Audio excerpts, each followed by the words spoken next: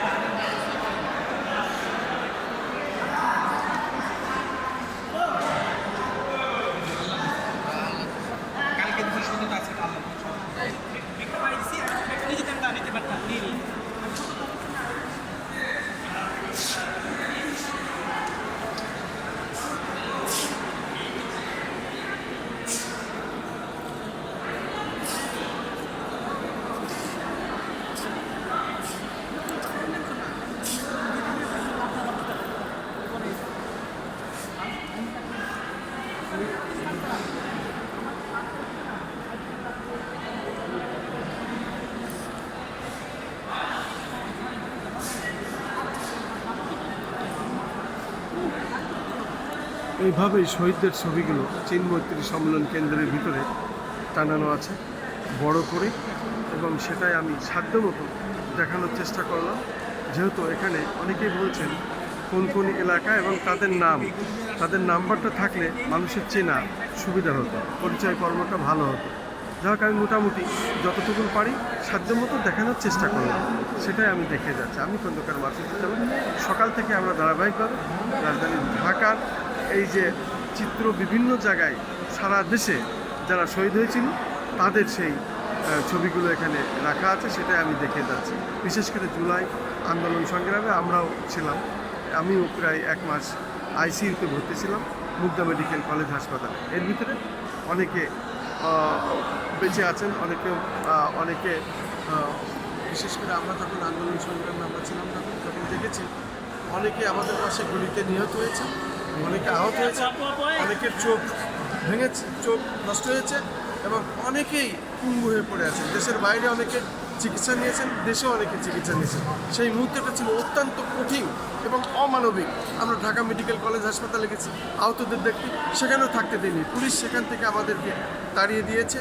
এবং আওয়ামী লীগের যারা দোসর ছিল, আওয়ামী লীগের নেতারা ছিল, ছাত্রলীগরা ছিল, এবং কেন্দ্র আওয়ামী লীগের যেসব ভয়ঙ্কর নেতারা, তারা সেখান থেকে যায় সরাসরি পুলিশ দিয়ে অ্যারেস্ট করিয়ে দিয়েছে। সেখান থেকে পালিয়ে যায় অনেকে বাইরে বিভিন্ন জায়গায় গোপনে চিকিৎসা নিতে হয়েছে।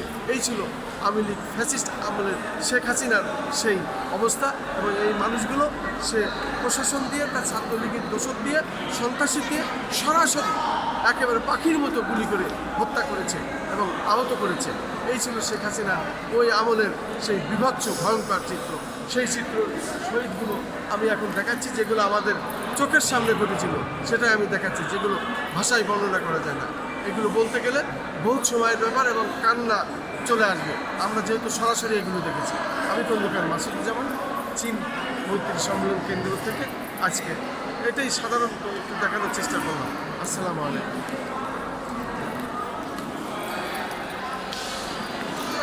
আমরা দেখতে পাচ্ছি অনেকের মা, অনেকের স্বজনেরা, অনেকের আত্মীয় স্বজনেরা, অনেকের স্বজনেরা এভাবে হামাগুড়ি দিয়ে দেখছেন যে কি অবস্থা, তার ছেলে কোথায়, তার আপনজন কোথায়, তার ভাই কোথায়, তার বোন কোথায়, তার যেসব ছোটো ছোটো শিশুরাও হত্যা হয়েছিল, শহীদ হয়েছিল।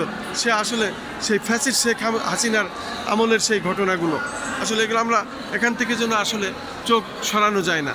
আমরা দেখানোর চেষ্টা করছি, তাদের ছবিগুলো যতটুকু পারি আমরা দেখানোর চেষ্টা করছি।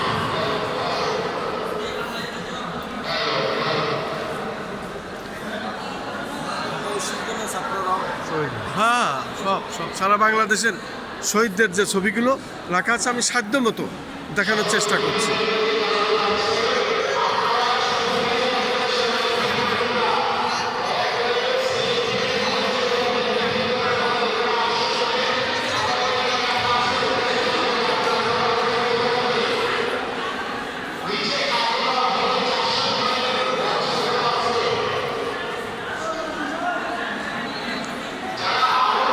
এই ছিল আজকের এই চিত্র, এই ছিল আজকের এই ঘটনা।